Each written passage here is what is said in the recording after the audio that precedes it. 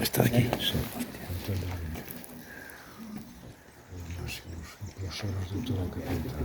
Bueno, empezamos aquí no que é 1800, ano arriba, ano abaixo. E empezamos aquí a propósito.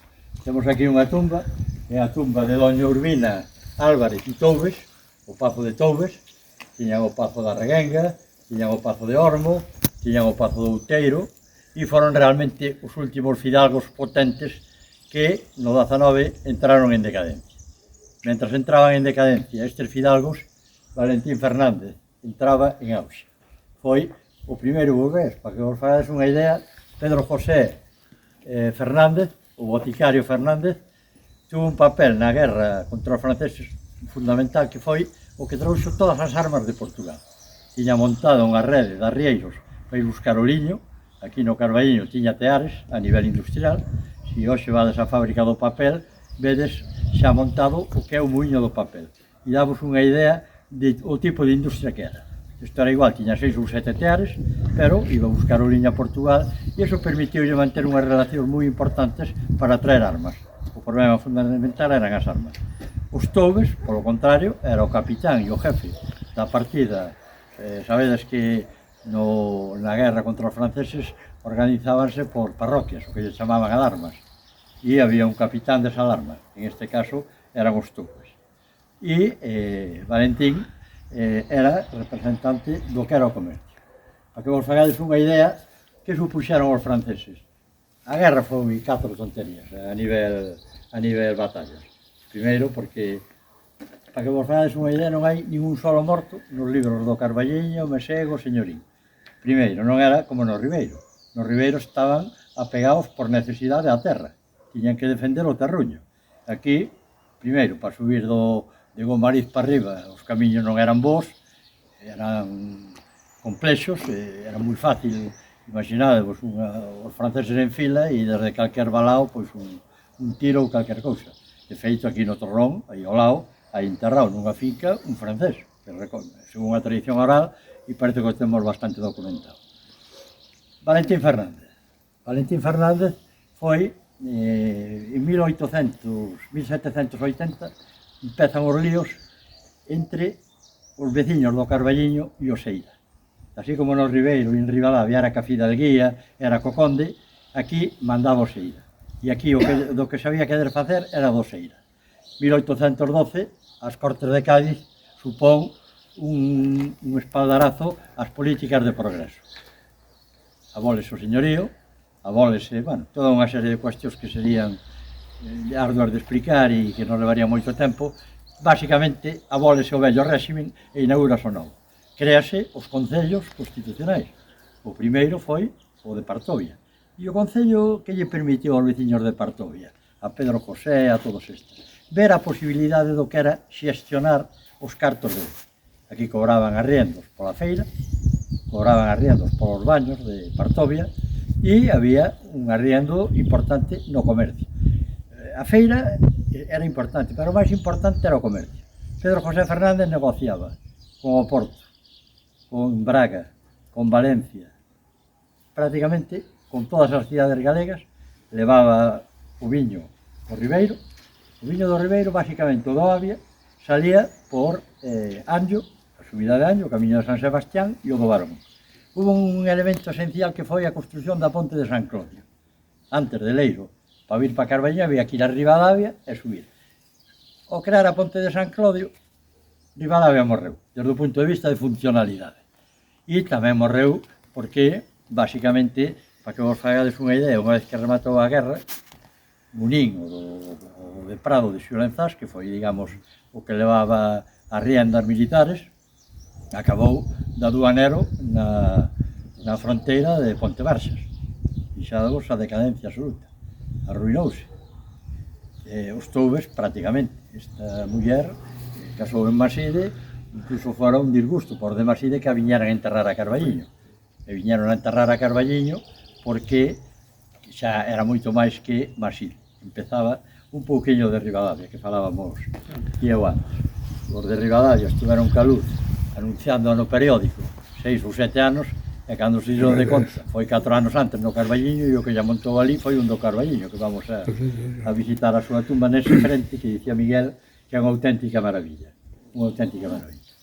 A sociedade, bueno, o Carballiño era un pobo en crecemento, nese momento, o Carballiño era un pobo onde, basicamente, todo o mundo se dedicaba ao comercio. Pensade, olles, había o Pedro Fernández, que vos podo falar de miles e miles de millóns. Tivemos unha suerte inmensa, que foi o seu inventario, é un inventario de prácticamente 600 páxinas onde veñen todas as contas, podemos saber onde vendía, a área de influencia chegaba a Dozón, chegaba a Zobra, chegaba a Guada, en Oseira, chegaba a toda a zona da Moeiro, todos viñan comprar ao Carballiño. O cal, bueno, foronse generando uns capitales importantísimos, que logo, bueno, invertiu en mil cousas. Valentín, para que vos fagades unha idea, o compromiso que tuvo este home, morreu cos 51 anos. Isto é un tema que sería interesante, aproveitando a arqueoloxía, a arqueoloxía que estudia os cadáveres, estudialo. Debería faltarlle unha mao, que lle cortaron as partidas carlistas cando invadiron o Carballiño. Debería ter 3 ou 4 tiros no corpo e magullado por todos os sitios. Estivo preso no castelo de San Antón por apostar por o liberalismo, e foi o primeiro alcalde que no ano 1819, para que vexades como era a pelea con Oseira, negáronse, bueno, o cura por Semana Santa iba a visitar as casas, e el negouse a que lle entrara na casa. Non por unha cuestión, senón porque o cura era de señorín e era mandado por Oseira, e el alegaba que a cociña a tiña en Arcos. E onde tiñas a cociña era onde non pagabas. O cual, bueno, pois aí entraron nunha liorta. Esta batalla, ele estuvo na cárcel, pero acabou conquerindo, para que vos fagades unha idea o que é a teima e as cousas, que a primeira feira municipal de toda Galicia fora a do Carballiño. No ano 1840, o Concello do Carballiño, encabezado por Valentín e por varios veciños, contratanlle a Facenda o que é os direitos da feira. Antes cobraba a Iglesia, cobraba os nobres, empezounos a cobrar o Concello do Carballiño, e aí disparouse o Carballiño e chegamos a ser o que somos. Básicamente, isto introdúcenos no que foi, vamos recorrer ahora, que é o devenir do século XIX, xa dun xeito máis rápido, para acabar no que foi o Carballiño do regreso dos indianos, da emigración, que será a parte do Sobra. A parte de Sobra.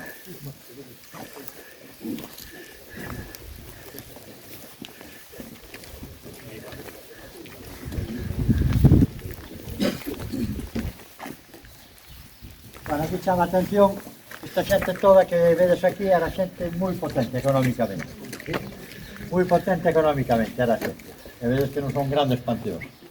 Porque, bueno, o enterramento xa vos digo, estaba empezando no 1810. Aquí teríamos a familia Munín, que está ligada cos Pereira, e este Munín é o do paso de Prado, que foi o que levou, digamos, todo o enfrentamento contra os franceses, pero representando, basicamente, nese momento, a sociedade había 4 grupos: nobles, cleros, hidalgos, comerciantes capitalistas, minoritarios e capitalistas, pero o máis futuro, o máis apostando claramente por ese constitucionalismo. Este sería o máximo representante na comarca do que é a nobleza, a fidalguía, nobleza non, fidalguía. E seguimos para diante. Bueno, un detalle así dun Munín este, que teredes oído falar todos de Cachamuiña, o célebre liberador de Vigo. Bueno, pois Munín, digamos, enlazando co que decía Paco, bueno, é cuñado de Cachamuiña.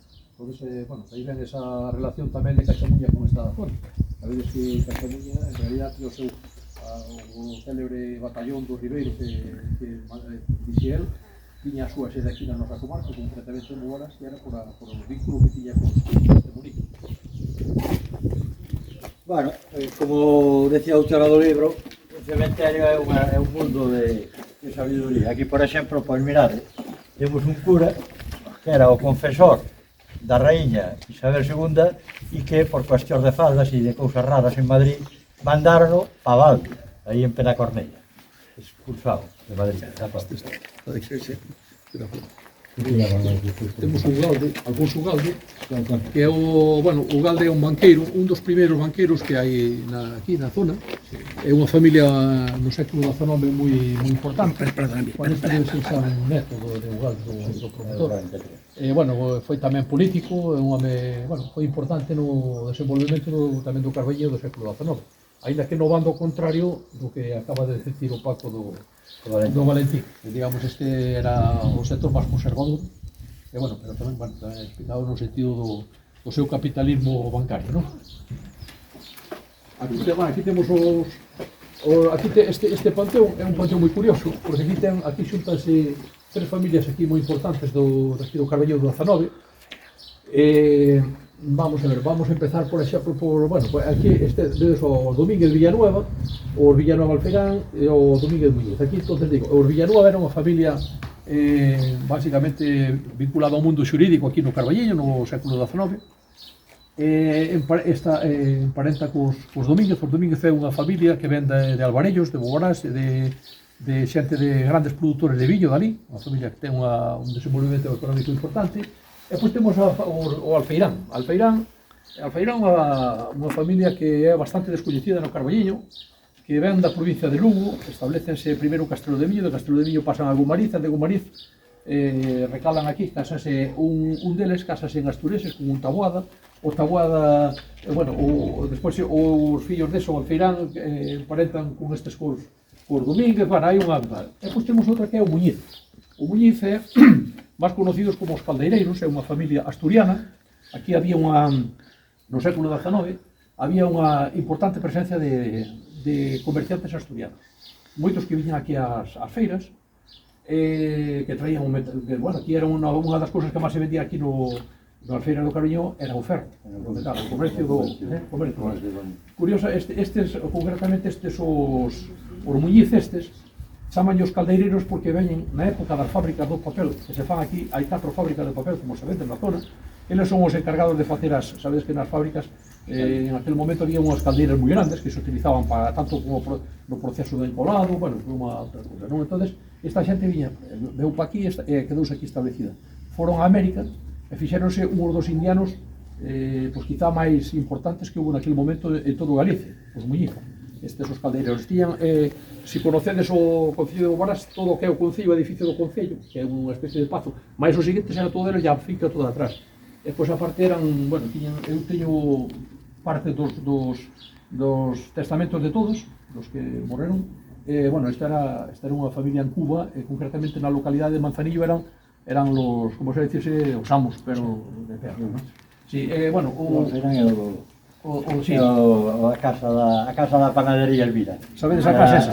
O Alfeirán era o escribán que fixo esa casa. Se vos fixades agora, veredes que caeulle o número que ten enriba, na porta.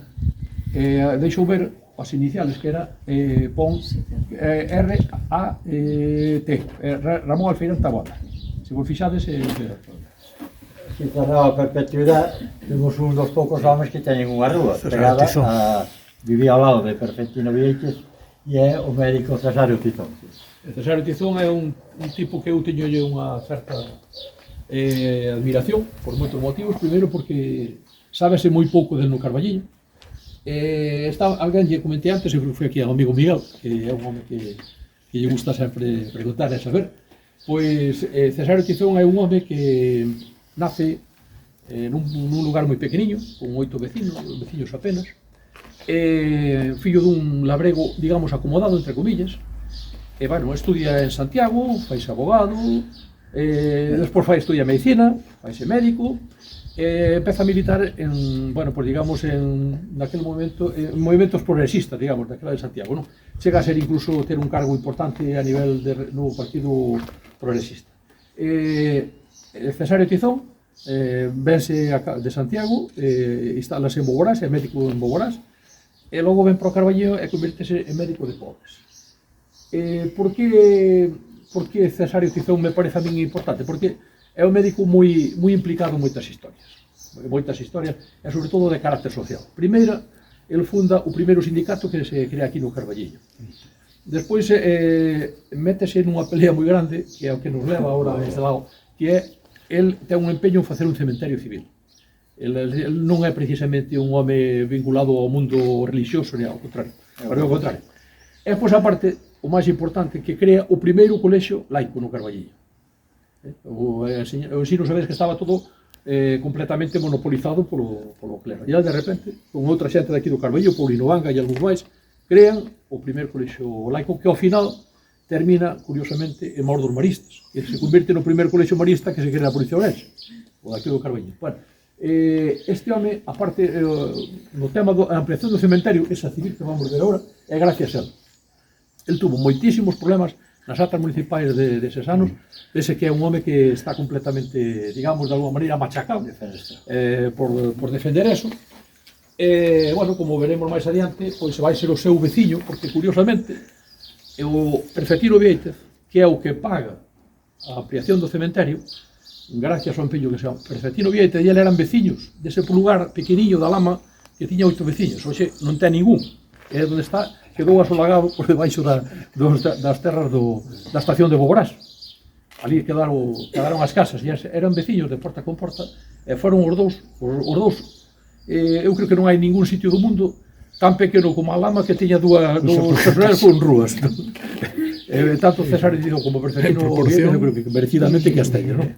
Bueno, pues entonces, bueno, por aí para... Espera, hai un detalle, na salón de actos do pleno hai unha foto, un retrato de Cesario Tizón ali. Que non o había, foi unha sorte así que se nos regalou unha sobrinha de Lugo. En Lugo, sí. Sí, que tiña na casa. Moi curioso o retrato, moi curioso. Bueno, aquí poderíamos ir parando en cada tumba, xa verdade. Un mes. O que dicía a autora do libro. Cada tumba está contando unha historia e cuestión de preguntar e indagar nelas. Vamos a seguir, se non tiñamos aquí paramos aquí para facer un guiño de Ribadavia. Este foi o que levou a luz para Ribadavia. Edelmiro Valdés, vale. Foi un alcalde moi interesante. Este será o Pazo de Vanga, vale, con dali originarios. Fixe un proxecto xa no século XIX para facer un salto onde é o salto o Pozo dos Fumes, no Pozo dos Fumes, aproveitando o desnivel, e logo montou o que é a central de Ribadavia que hai ali na Veronza. Foi isto que montou e, bueno, foi alcalde, implicouse moito, ten unha vida larga. E, bueno, aquí xa vedes, 1897, xa estamos falando de final do XIX, que é cando morre esta persona. Tuvo a desgracia de que despois de tanta prima por traer a luz apenas pudo disfrutar dela, porque morreu uns meses despois de que a luz chegara ao 96. Chegou a final do 96 e eu creo que morreu en marzo do 97. O sea, non pudo casi ni disfrutar dela. Bueno, viu outra luz. Están nos revivindo, que dicen, o seu traballo non se perdeu, porque agora ustedes están falando. A lápida negro, ademais. A lápida negro. Sí, no, é ferro. Xa, pero digo o color que é negro, que trouxo a luz. Eu cada vez que a vexo sempre me recorda a outro persoeiro daqui do Carballiño que tiña unha lápida igual en Madrid, que era Omar María Mosquera. E a lápida de Madrid nós intentamos traerla para aquí e o resto dela, e non foi posible. Pero huérame de gustado ter no Carballiño polo menos a lápida de Tomás María Mosquera. Terminaría nunha chatarrería de Madrid, pero non nos foi posible. Queríamos tener tamén os restos óseos porque sí, desfacían o cementerio. Desfacían o cementerio. Foi o primeiro ministro que houve no Carballiño e foi o que aboliu a esclavitude. Sí, señor. Pero sempre me recorda por son prácticamente idénticos. Está fácil, sí. Normalmente eran así, sí. O epitafio ese non está nada mal, Carlos, ¿sí? Que este ha sido fácil, olvidarte imposible, sí, señor.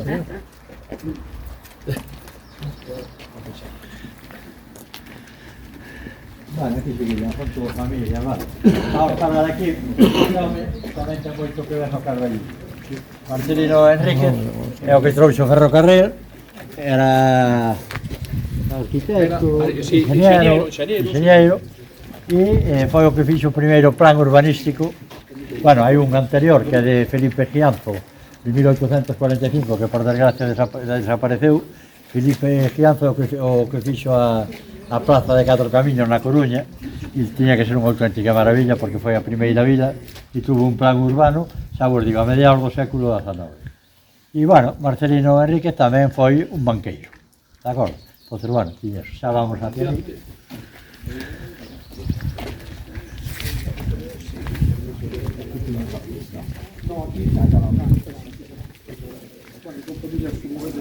Son familiares, os apelidos son, para todos os conocedes, casi todos.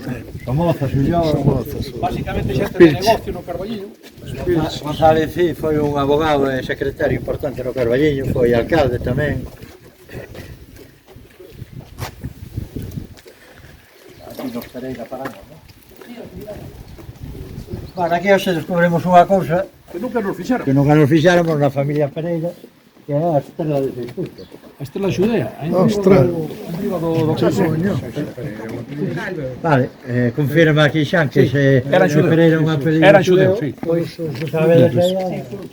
Todos os árboles frutales, Pereira, sempre son apelidos xudeus. Foi unha das palabras que fixeron para se recoñecer entre eles cando se expulsiva. Pereiras, sí, é todas así, non?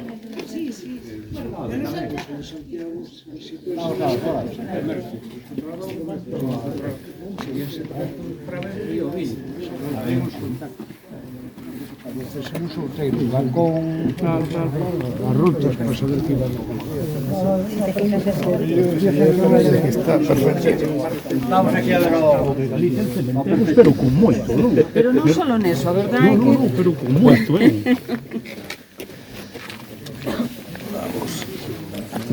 Cuidado que están facendo aí unha colmea ás abellas. Vamos a... Eso, sí, é un pouco recordando o que estaba dicindo ahora aquí a Alicia, que vos dá colmea, non? Bueno, sabedes que este é o panteón dun dos carballiñeses tamén destes referente no século XIX e XX, que era Perfectino Viete Rodríguez. Como dixen antes, do mesmo lugar da Lama co Cesario Tizón, o seu amigo, o que lle pagou o peche do cementerio civil. Sabedes que Perfectino Viétez aparece mencionado na novela de Emilia Pardo Bazán, El Cirne de Vilamorta, como home que lle gustaban os edificios altos, grilleras e tal. E evidentemente sí, un gusto de Perfectino Viétez polo alto desde lo aquí, non? Sí, total. Pero Perfectino Viétez é un home que, aparte deso, dos seus gustos, que cada un ten os que ten, que sea, era un home que facía as cousas ben. E despois é un home que é moi coñecido polos cartos que tiña, porque evidentemente era unha das fortunas, pero bestiales, que era unha persona recoñecida como sempre, como se ledes a prensa histórica dos anos que el viviu, parece sempre como el gran potentado, el hombre lleno de billones en algunha revista de Madrid. Era unha persona reconocida polo seu capital, pero tamén tiña aparte de eso, foi tamén tuvo unha preocupación social, como se notou aquí no tema este, por exemplo, do cementerio, ou como foi tamén cando foi a epidemia de gripe, sabedes, dos anos 18, 1918, que el foi o que posibilitou que moita xente se salvara o pagar el do seu bolsillo as medicinas de centos de personas, non? O sea, naquele momento. Outras moitas cousas, sabedes que tamén foi o que doou a campana esta Castora, da Iglesia Bella do Carballiño, en honor a súa irmá, puxo o nome de Castora. É unha persona que merecería algún tipo de estudio peculiar, non? Eu levo con ele varios anos, pero nunca quedou rematado, non? Porque cada día descubro unha cousa nova, non? Porque ele está metido prácticamente nos grandes negocios do Madrid, do século XX, ele está metido en todo. A parte da súa fortuna xa que fixera como indiano en Cuba, primeiro, pero moi pouco tempo, pero sobre todo despois, anduvo por moitos sitios. Argentina, estuvo por moitos. Xa o seu pai era ciruxano, tamén tuvo tuvo, bueno, xa unha visión, eu creo que Perfettino heredou do seu pai a visión da América, non? O pai foi, curiosamente, era un home do interior e foi médico dun barco. O sea, un home imaginademos, un home de Boborán metido nun barco polo Atlántico de médico, non? Entón, bueno, pois o pai de Perfettino.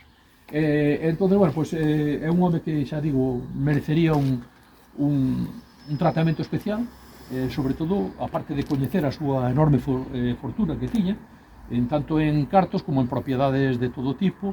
Bueno, era un especialista en xoias. Sabedes tamén que el foi quen pagou a restauración quero recordar que era da cruz da Catedral de Ourense, profesional, efectivamente. É dicir, el ten un lado digamos, humano que non está sin tratar. Era un exemplo, era exemplar, por eso hai que poñerlo en valor. Efectivamente, tan exemplar.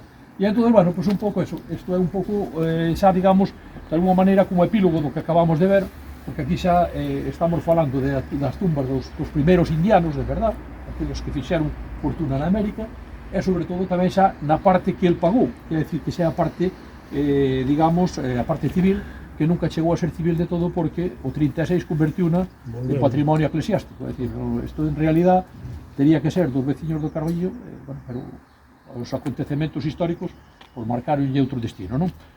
Bueno, pois isto, vedes hasta onde chegaba todo o que era o recinto esta non sería a parte.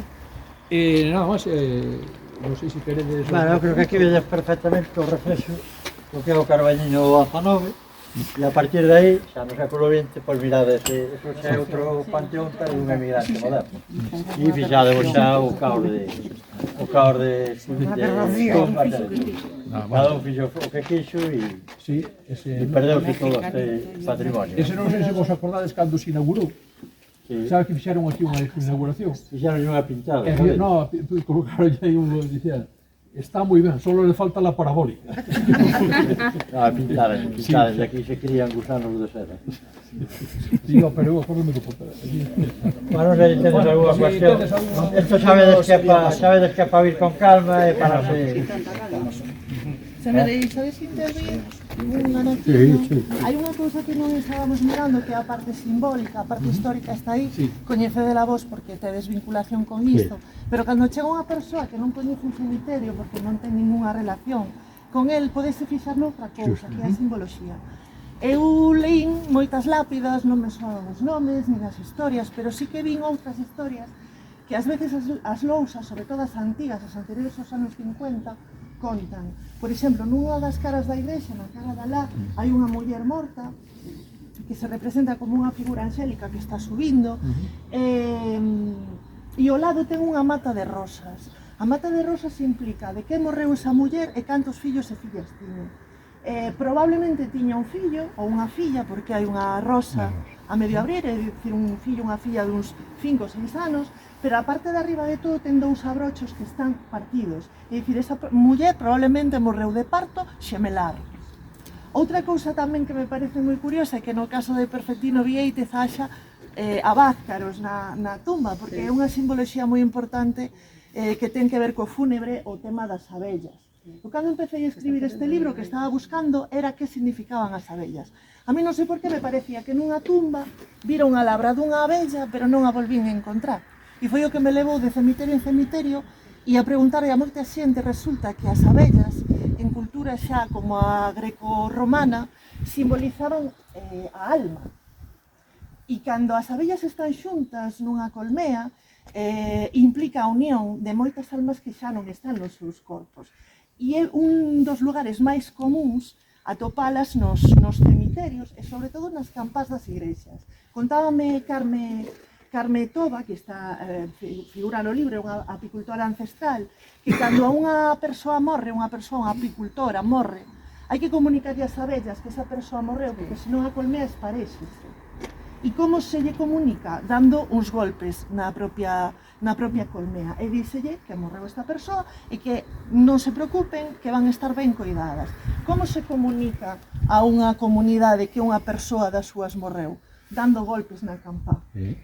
É o mesmo, entón todo o mundo acode á igrexa, ao cemiterio, de maneira case como unha colmea. De feito, cando unha desas colmeas non é avisada ou hai unha enfermidade ou hai algún problema con esas abellas, esparéxense e para volver reunilas hai que facer un son continuado e metálico. O Por canto exemplo, do abellón. puntello O canto do abellón que lle chamaban. ou canto de O abellón, canto que do abellón tamén... era o mismo, era o chamamento a vide pa aquí que pasa algo. A Santa Compaña decían tamén que viña facendo o canto do abellón cando daba aviso a morte.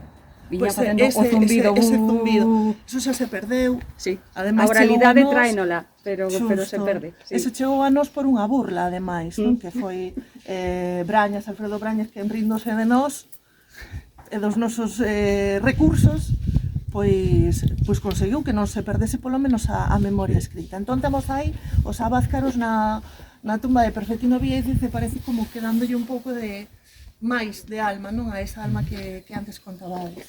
Bueno, Están aí. As abellas Aquí, están verás vivas, aí, están facendo, son vivas, están as facendo. No, están facendo.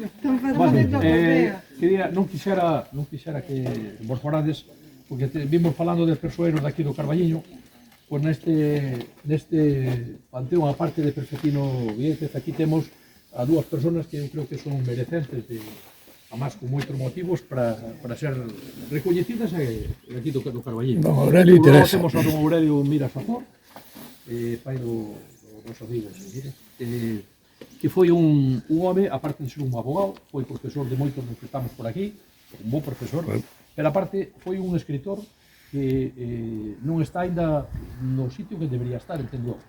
El foi o autor dunha novela polémica naquele momento, que era El Agüista, que nós tivemos a sorte de poder editar. Foi unha tan polémica que lle valeu hasta, bueno, que se estuviera aquí deste lado.